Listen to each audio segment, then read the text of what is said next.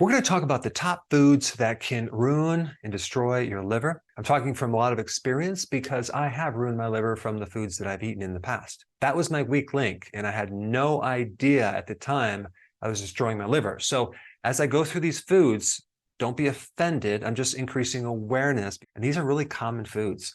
And unfortunately, a lot of these foods are in the restaurants that you go to, and they use the cheapest ingredient. I mean, if you look at like even the kids menu, it's just the worst food that you can eat. There's a lot of hidden maltodextrin, which is like, it's worse than sugar, even though it's not classified as a sugar. It's like a filler. They use really cheap oils like soy oil and corn oil. So you're getting a lot of stuff that you don't even know you're getting. And this is probably why you leave the restaurant and feel bloated and you don't feel very good when you consume these foods. So there's three main problems with the liver. You have inflammation, you have a fatty liver, and you have scar tissue that eventually turns into something called cirrhosis. And if you ever look at someone who has cirrhosis, their skin does not look good. Usually, if it's a guy, they're skinny, but they have this pot belly. That's called ascites. That's a fluid-filled sac in their gut. It's not fat because the liver is leaking this fluid into the sac because the liver is very, very sick. And a lot of times they're kind of yellowish. The whites of the eyes are yellow. Their skin is kind of yellowish. It's called jaundice. Definitely alcohol is a big culprit, but a lot of people are having what's called non-alcoholic fatty liver disease. I mean, the stats are just going off the charts, especially with younger kids even. So we're going to go through these foods, okay? And also talk about what foods to reverse these problems, because one cool thing about the liver is that it can take a beating, but it can regenerate. It's very regenerative, but there's always a point of limitation. All right, let's start with number one, fried foods, okay? I'm talking about the fried foods. Maybe at a restaurant, you're going to get these fried things, which are not going to be fried in healthy oils. They're going to be fried in seed oils like corn, canola, cottonseed, soy oil. All of those are GMO, so you're going to get the glyphosate. And yes, they're very inflammatory, but another thing that these seed oils do, which are omega-6 oils, is they tend to invade our tissues and become part of our cell membranes. We're not even talking about the effects of that down the road. Not good, especially if it's in your arteries and it's making things very, very brittle and very inelastic. So one common fried food would be when you fry a starch, like in potato chips, right? We have potatoes, okay? We have vegetable oil, cottonseed oil. Now, when you think of a vegetable, do you think of a cotton seed? No. Okay. Next one is corn oil. Is corn a vegetable? No, I don't think it is, but they're calling it a vegetable oil. And what about sunflower? I don't really consider that a vegetable. Maybe it is, but it's kind of a seed. So that's the vegetable oils that they're going to fry this stuff in. And so when you take a high heat, and you take a starch, okay, and you cook it with a fat, it binds and it develops something called advanced glycation end products. It's this form of glycation, basically, where you're bonding a fat to a sugar, okay, because that carbohydrate is going to break down the sugar, and then it's going to create problems and build up and accumulate and create inflammation, okay? Where? Liver, other tissues. Here's another chip that I used to consume massive amounts. Okay, let's see what's in here. We have potatoes, all right, vegetable oil, corn, cottonseed.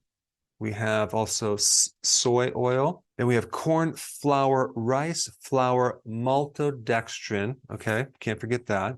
And wheat starch. This will definitely increase your blood sugar, and it's going to turn into sugar really quick. Probably with the maltodextrin, it's definitely over 100 on the glycemic index. So you're going to be converting a lot of this to fat on your liver, and that's not going to be good.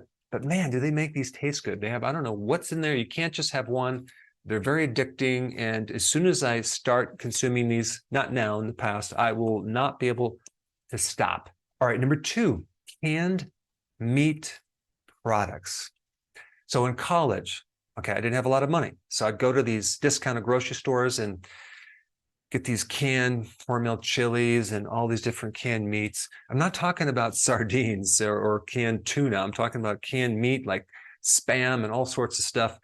And with those canned meats, they add in there corn flour, modified cornstarch, textured soy flour. They're adding all these other stuff in there. Not good, because when you combine a carbohydrate with a fat, or a carbohydrate with a protein especially, you're going to create that glycation again. And that glycation is going to plug up the liver. It can go into the tissues in the eyes, into the heart, the arteries, into the brain, all over the place. Again, not only increasing inflammation, but also increasing insulin, which actually creates more fat. So we have fried foods like chips. We have canned meat products, right? Because there's a bunch of stuff in there. And number 3, we have my favorite, TV dinners, which I used to love, right? You ever look at the ingredients in a TV dinner? Wow, it's scary. So I found one that looked very appetizing. You have meatloaf. I used to love meatloaf. In fact, when I was in college, I got this recipe from my grandmother, who used to make it really delicious. I didn't fully read it. I just kind of scanned it, and I made this meatloaf.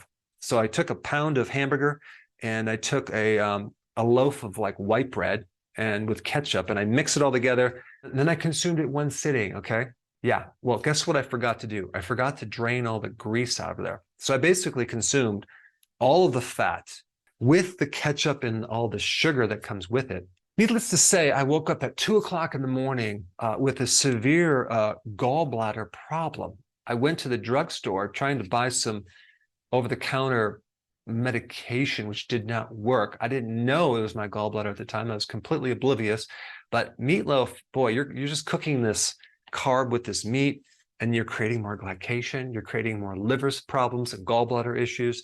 And with that inflammation creates more insulin resistance, which raises your blood sugar and creates more visceral fat around the liver and fat inside the liver, which is called ectopic fat. The fat is actually outside the fat cell, and it's going into the organs, and it's creating dysfunction with the liver itself. So with this TV dinner, it normally comes with modified food starch, wheat flour, dextrose, modified cornstarch, and we can't forget sugar, right? We're going to mix all these ingredients, and we're going to eat this stuff, right? Not the best food for the liver.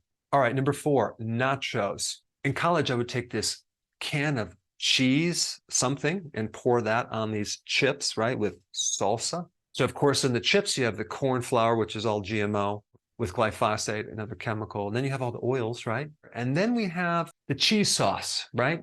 Be lucky if there's actually cheese in the cheese sauce. And also, let's say, for example, you go somewhere to a fast food restaurant, right, where they're doing deep frying. How many times do they actually change the oil? A lot of times they won't change it for weeks, sometimes months, and you're getting your food fried in there over and over and over again. That's going to create a lot of oxidative stress to your cells if you eat the food that's fried in there. It's usually going to be a carbohydrate. All right, number 5, canned tomato soup. Now, I'm picking on tomato soup, but there's probably other ones too. And I happened to look at the ingredients in this tomato soup, which I also used to consume a lot of. And there's not just tomatoes in there. There is a ton of sugar and wheat flour and other chemicals. And just in 1/2 of a cup, that's 4 ounces. That's just a tiny bit. There's actually 4 teaspoons of sugar, 16 grams of sugar. And who consumes a 1/2 of a cup of the soup? You're going to eat the whole can, right? I mean, at least one. And what does that come out to? That's actually 8 teaspoons of sugar. It creates fat, and it creates inflammation and oxidative stress. All right, number 6, this is kind of a category of a bunch of foods that have high fructose corn syrup in it. Now, the fructose in high fructose corn syrup is different than the fructose from fruit. Don't buy into this idea that, oh, it's the same molecule, right? There's a lot of differences, right? You have this highly processed thing from corn, and they manipulate it. And then over here, you have in nature, it's a different product. Plus, you have all the protective things in fruit that might protect you against diabetes and things like that. Over here with the high fructose corn syrup, we don't have that.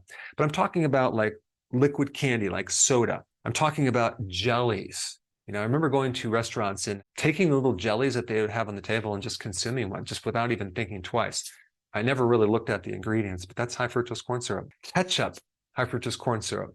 Candy, bread, applesauce, maple syrup, agave nectar, whipped cream, and the list goes on and on and on and on. So out of all the sugars that are bad for your liver, fructose is at the top of the list. Your liver treats fructose like alcohol, like a toxin. And you can create a lot of serious insulin resistance problems and a fatty liver and inflammation of the liver, which leads to the cirrhosis. So I think fructose is right up there at the top of the list as far as what damages the liver. And number 7, this actually includes something called an aflatoxin, which is a type of mold that has been known to cause liver cancer. And you're probably going to see this more in Asia or Africa, especially if you're consuming cereals or legumes and grains. But it grows as a mold in certain environments. But if you have the Valencia organic peanut butter, that one is pretty good. Chances are it's not going to have this aflatoxin. That's the type of peanut butter that I consume on my celery. Also, if you avoid grain, I think you're going to be fine as well. Now, as far as the foods that are really good for the liver to help regenerate the liver, the cruciferous vegetables, kale, broccoli, arugula, Brussels sprouts, bok choy, and the list goes on. Any of the raw vegetables are good for the liver. A moderate amount of high-quality grass-fed protein is very healthy for your liver. Eggs are good because it's high in choline, which is good to help reduce fat on the liver. Also, anything with like omega-3 fatty acids, like cod liver oil, as well as fish, salmon, are really good for the liver as well. Refined food is not good for the liver, especially if it's cooked, okay, or preserved. Now, if you're not already signed up on my newsletter at drberg.com, I'm going to share with you a lot of information that you will not find on YouTube. So if you want to check it out, I put the link down below. I will see you on the other side.